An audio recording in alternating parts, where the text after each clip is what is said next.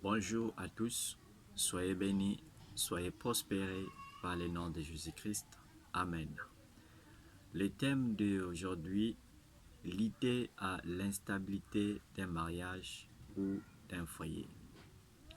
Aujourd'hui, on va comprendre comment lutter à l'instabilité d'un mariage ou d'un foyer. Pour lutter, il y a 7 signes. Il y a 7 signes. Je vais s'exprimer aujourd'hui. Si tu mets tous les 7 signes-là en pratique, tu vas connaître lutter contre l'instabilité d'un mariage. Alors, quel est la première signe? Lisons la parole pour comprendre. Éphésiens 5, chapitre 5, verset 33. Je lis la parole de Dieu. Du reste, que chacun de vous aime sa femme comme lui-même, et que la femme respecte son mari. Alors, la première signe, c'est l'amour, parce qu'il est écrit, du reste, que chacun de vous aime sa femme comme lui-même. La première signe, c'est l'amour. Pourquoi l'amour? Parce que tout commence par l'amour.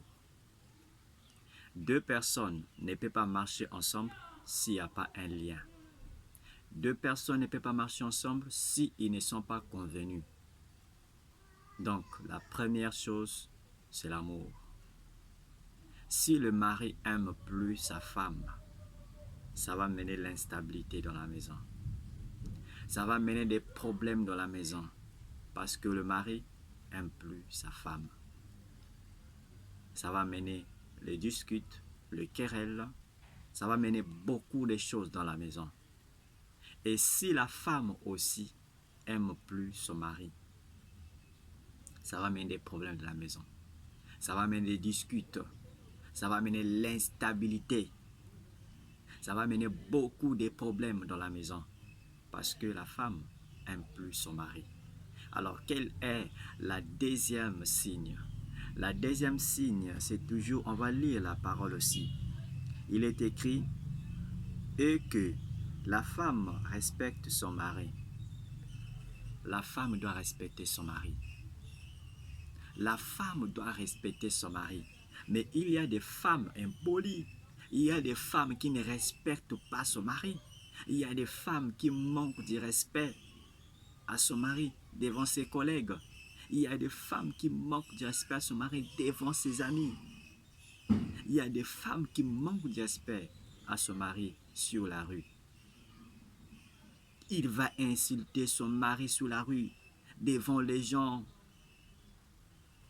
Manque de respect, ça crée l'instabilité dans un mariage ou dans un foyer.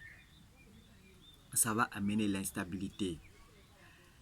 L'instabilité, c'est un esprit. L'instabilité, c'est un esprit de destruction. Quand l'instabilité vient, ils viennent pour détruire. Il ne vient pas pour s'amuser, mais ils viennent pour détruire. Quand il viendra pour détruire. Qu'est-ce qu'il va détruire? Il va détruire ton mariage. Donc, manque de respect attire des esprits de destruction. Manque de respect. Il y a des femmes qui manquent de respect à son mari. Lisons la parole dans le livre de Éphésiens, chapitre 5, verset 22. Il est écrit, Femmes, sois soumises à vos maris comme au Seigneur. Ah, il est écrit quoi? Femmes, sois soumises à vos maris comme au Seigneur. Aujourd'hui, il y a des femmes qui ne se soumettent pas devant son mari. Il y a des femmes qui manquent de respect à son mari. Il y a des femmes qui se soumettent devant son pasteur, mais devant son mari, il manque de respect. Il ne se soumet pas devant son mari. Mais devant son pasteur, il se soumet. Est-ce que là, il est écrit que femme soit soumise devant ton pasteur? Il est écrit sois soumis devant ton mari, pas devant ton pasteur. Il y a des femmes qui se soumettent devant son pasteur, mais devant son mari, il ne se soumet pas.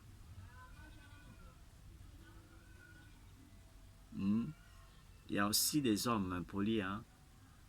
Il y a aussi des hommes qui manquent de respect à sa femme, hein. Ce n'est pas que tu es l'homme, tu dois manquer du respect à ta femme. Non, non. Manque de respect, ça mène l'instabilité dans un foyer. Manque de respect, ça mène l'instabilité dans un mariage. Alors, quel est la troisième signe? La troisième signe, c'est les mensonges, oui. Les mensonges. Les mensonges. Les mensonges s'attirent des esprits de destruction. Il y a des hommes qui sont là, des grands menteurs.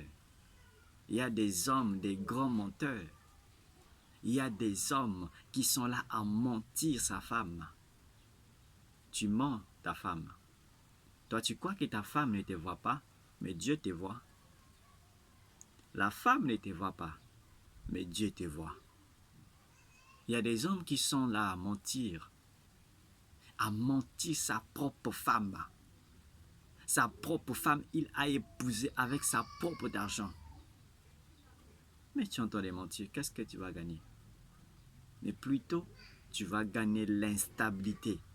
Parce que les mensonges, ça attire des esprits d'instabilité. Quand l'instabilité va venir, s'il viendra pour détruire, il va détruire ton mariage à cause du mensonge. Il y a des femmes aussi menteuses. Il y a des femmes, c'est des grandes menteuses. Il est là à mentir son mari. Il est là à mentir son mari. Oh non, je suis sorti, je suis allé voir mes parents. Mais en réalité, elle n'est pas partie voir des parents, elle est partie ailleurs. Pourquoi mentir? Mais quand ton mari va découvrir cela, ça va mener quoi? Le divorce, l'instabilité. Le mensonge, ça mène l'instabilité. Quelle est la quatrième signe? La quatrième signe, c'est la sagesse. On va lire la parole de Dieu dans le livre des Proverbes. Proverbes chapitre 14, au verset 1. Je lis la parole de Dieu. La femme sage bâtit sa maison, et la femme insensée renverse de ses propres mains. La femme sage bâtit sa maison, et la femme insensée renverse de sa propre main. Ici, la parole dit, la femme sage bâtit sa maison, mais la femme insensée renverse de sa propre main, de ses propres mains. Une femme sage n'écoute pas les gens dits.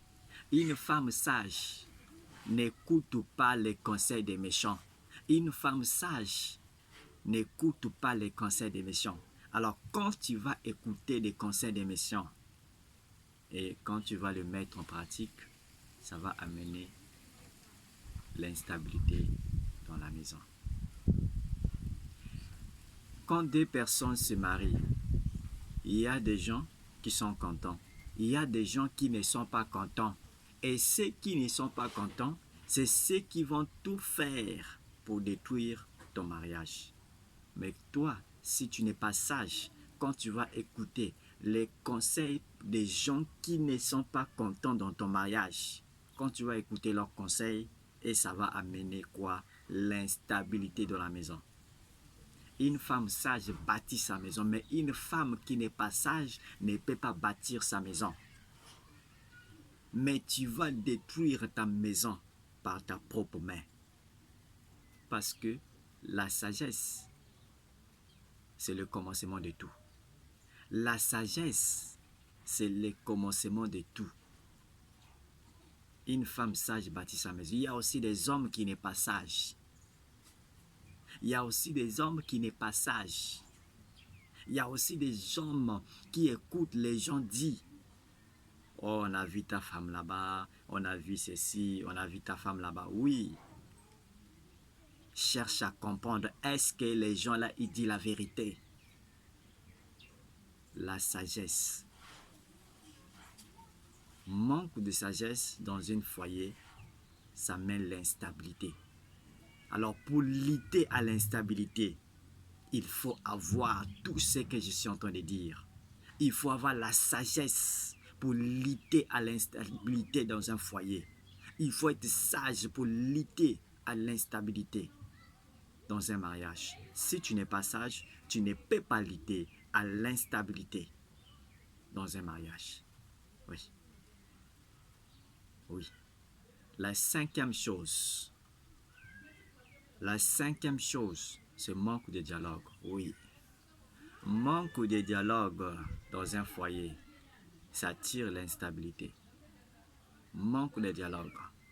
Il y a des hommes, ils travaillent la journée. Ils finissent son travail des fois 16h, 17h. Mais ils rentrent à la maison des heures. Les enfants ont déjà endormi. La femme est endormie. Ils rentrent à 0h, 1h, 2h. Des heures que la femme est déjà endormie. Bon, des heures là, quand tu vas rentrer chez toi, tu vas causer avec qui? Dis-moi, tu vas causer avec qui? Quand tu rentres des heures comme ça va créer l'instabilité de la maison. Même si tu ne trompes pas ta femme, mais la femme va toujours imaginer que tu la trompes. Mais vu que quand elle entend d'imaginer que tu la trompes, ça va créer l'instabilité de la maison. Ça va mener des disputes dans la maison, des querelles dans la maison. Ça va créer l'instabilité. Manque de dialogue dans un foyer, ça crée l'instabilité.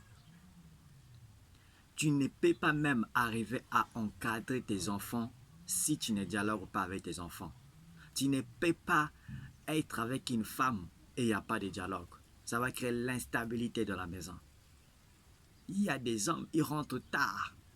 Ils rentrent des heures, des enfants endormis, la femme endormie, la femme est déjà endormie. Bon, tu vas causer avec qui avec des heures comme ça? Tu vas causer avec qui? Ça va mener l'instabilité parce que la femme va toujours imaginer que tu sors avec d'autres femmes.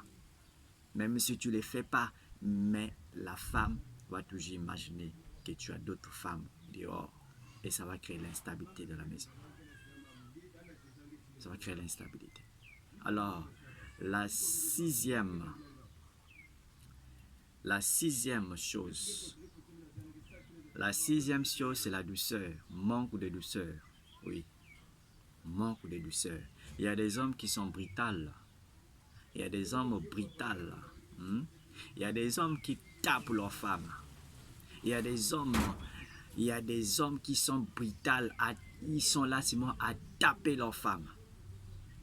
Est-ce que taper, c'est un dialogue? Est-ce que taper, c'est la solution? Taper une personne, c'est pas la solution. Tu peux taper la personne, mais tu n'as pas trouvé la solution. Tu peux boxer ta femme, mais tu n'as pas trouvé la solution. Taper la personne, ce n'est pas la solution. Tu dois chercher qu'est-ce que tu dois faire selon ce problème. Mais si tu la tapes, ce n'est pas une solution. Est-ce que taper, c'est la solution? Non, non. Taper n'est pas la solution. Il y a des hommes, ils boxent sa femme, c'est comme s'il est en train de boxer les sacs de boxe.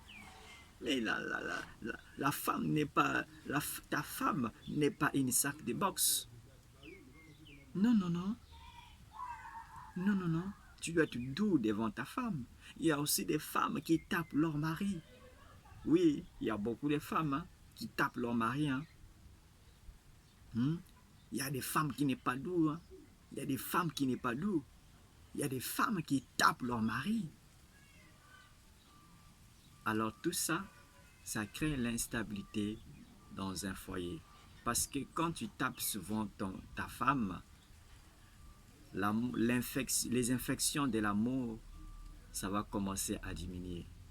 Et cela, ça va créer l'instabilité dans un foyer ou dans un mariage. La septième point, c'est l'infidélité. Oui. Une femme infidèle dans un foyer, ça va créer des problèmes. Ça va créer des problèmes sur des problèmes dans un foyer. L'infidélité. Est-ce qu'un homme peut accepter une femme infidèle? Est-ce qu'un homme peut épouser une femme infidèle? Mais si un homme accepte d'épouser une femme infidèle, sache que cet homme est envoûté. C'est l'envoûtement. Un homme normal, un homme qui n'est pas envoûté, ne peut pas épouser une femme infidèle. L'infidélité, ça crée des divorces, ça crée l'instabilité dans un mariage, dans un foyer. Mais bien aimé, tous les 7 signes, si tu les mets en pratique, tu vas sauver ton mariage. Si tu les mets en pratique, tu vas sauver ton mariage. Quand le Saint-Esprit m'a révélé cela, j'ai compris comment vivre dans un foyer. J'ai compris comment vivre dans un foyer. Il y a des gens qui disent que l'argent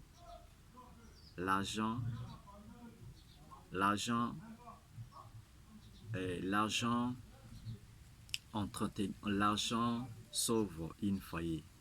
Mais c'est faux. L'argent fait les besoins d'un foyer ou d'un mariage. Mais l'argent ne peut pas sauver un foyer. Avec l'argent, tu peux acheter à manger. Avec l'argent, tu peux acheter les vêtements de ta femme. Avec l'argent, tu vas acheter les matériels de la maison.